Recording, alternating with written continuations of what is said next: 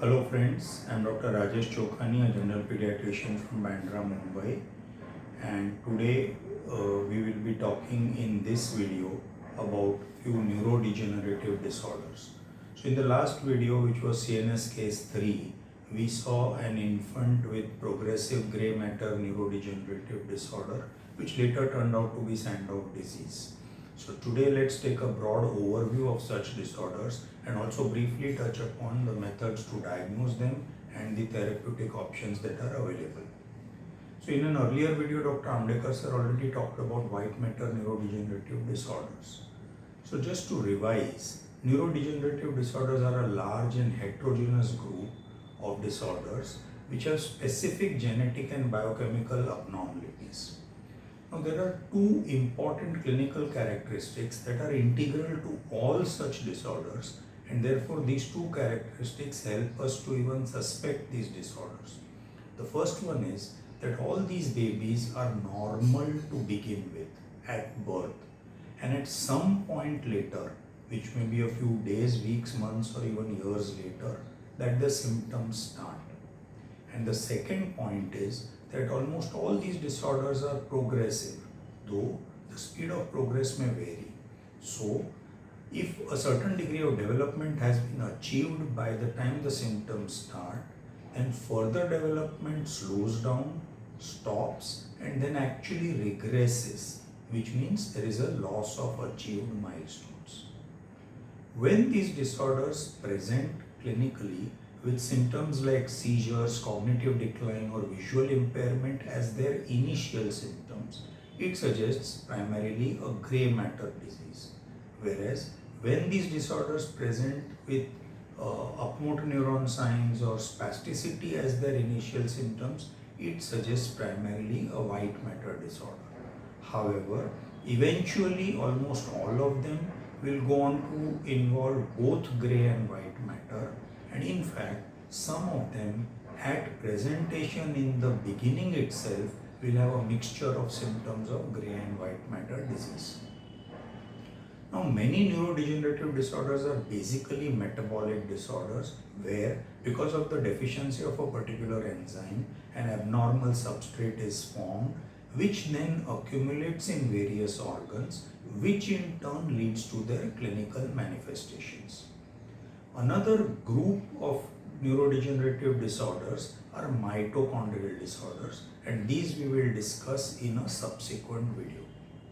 So within this large group of neurodegenerative disorders, further differentiation into individual disorders can be clinically attempted based on the age of onset of the disease, whether predominant grey matter affection or predominant white matter affection or both, rate of progression of the disease, presence of associated symptoms or signs like hepatosplenomegaly, large head, skeletal abnormalities, cherry red spot in the retina, peripheral neuropathy, and so on.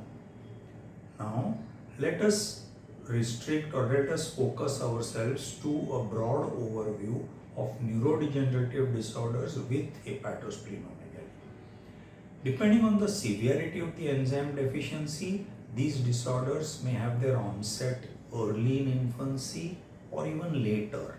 So, many of these disorders have a juvenile onset and an adult onset variant as well.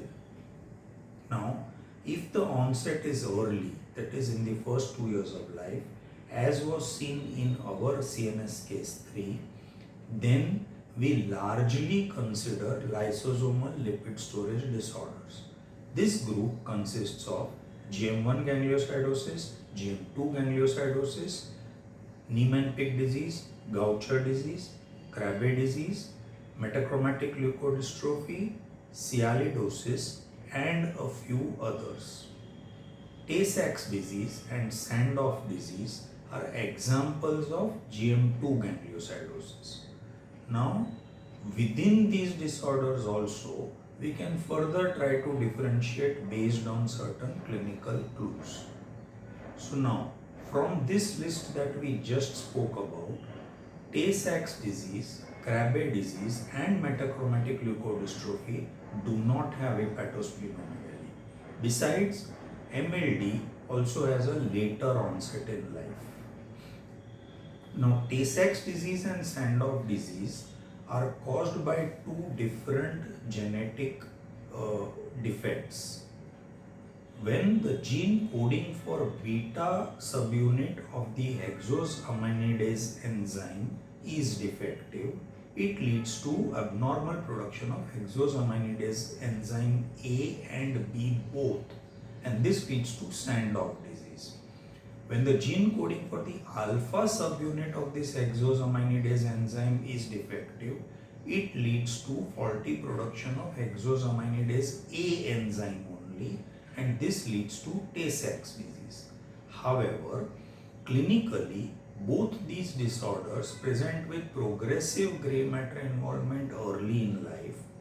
In addition, infants with Tay-Sachs disease also have hyperacusis, and towards the second year of life they have a large head. So, coming back to our group of neuroregression, which is early onset with hepatosplenomegaly, we mainly need to consider GM1 gangliosidosis, Sandoff disease from the GM2 group, infantile Niemann-Pick disease, infantile Gaucher disease, sialidosis, and a few others.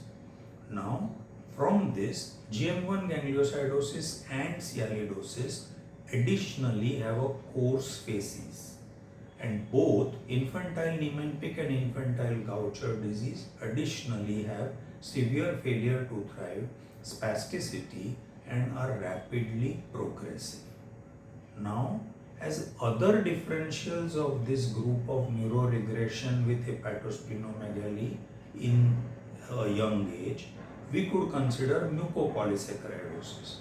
So, MPS 1 and 2 may present so early and are also characterized by a coarse facies. MPS 3 is a slowly progressive neurological manifestation disease. Another differential is a paroxysmal disorder like Zellweger syndrome or cerebrohepatorenal syndrome, which is actually a spectrum. So the worst affected cases are additionally characterized by craniofacial dysmorphism and severe hypotonia. Now, glycogen storage disorders are typically not considered as differentials in this group of neuroregression with hepatosplenomegaly. In fact, their hallmark clinical manifestation is hypoglycemic episodes. So, glycogen storage disease type 1 may have neurological manifestations secondary to hypoglycemic seizures, and like GSD type 3 and 4 may intrinsically have neurological manifestations. Besides, GSD type 4 also has progressive liver disease. Now, when this neuroregression with hepatosplenomegaly has a later onset, then we can consider the Niemann-Pick disease type C and Gaucher disease type 3. Besides, if the age is further older, we can consider Wilson's disease as one of our differentials. Now, how do we diagnose these disorders? So, there are two methods. One is to do the enzymatic estimation of that missing enzyme from cultured fibroblasts or lymphocytes or lymphoblasts. The second method is to do is NGS, which is to pick up the specific defective gene. This is more useful because it helps us in prenatal diagnosis as well as carrier detection. Further, especially in Niemann-Pick and Gaucher, many phenotypic genotypic correlations have been made which help us to predict disease severity, and therefore it helps us to do more precise genetic counseling. Finally, knowing the genes affected in general in the population also helps us while attempting to develop new therapeutic approaches. Coming to therapeutic approaches, Bone marrow transplantation is an option in some of these disorders, example being adrenoleukodystrophy. Enzyme replacement therapy is available for some of these disorders, example Gaucher disease, where it helps in type 1 where there is no neurological involvement.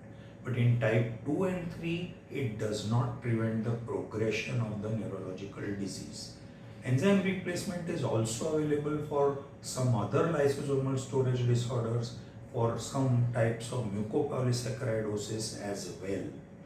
The general principle in most of these disorders is that it will help prevent the progression of the disease when the patient is either pre-symptomatic or is in a very early stage and minimally symptomatic.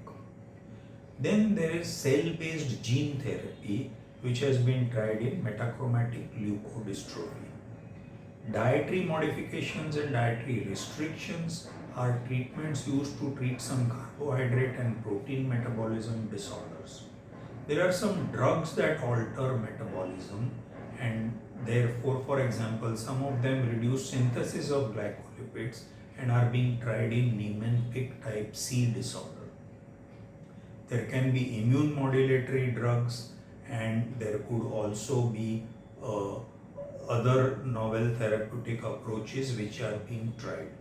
So friends, as a summary of this video, we can say that while there is a large group of neurodegenerative disorders, there are some clinical pointers which can help us try to separate them out reasonably.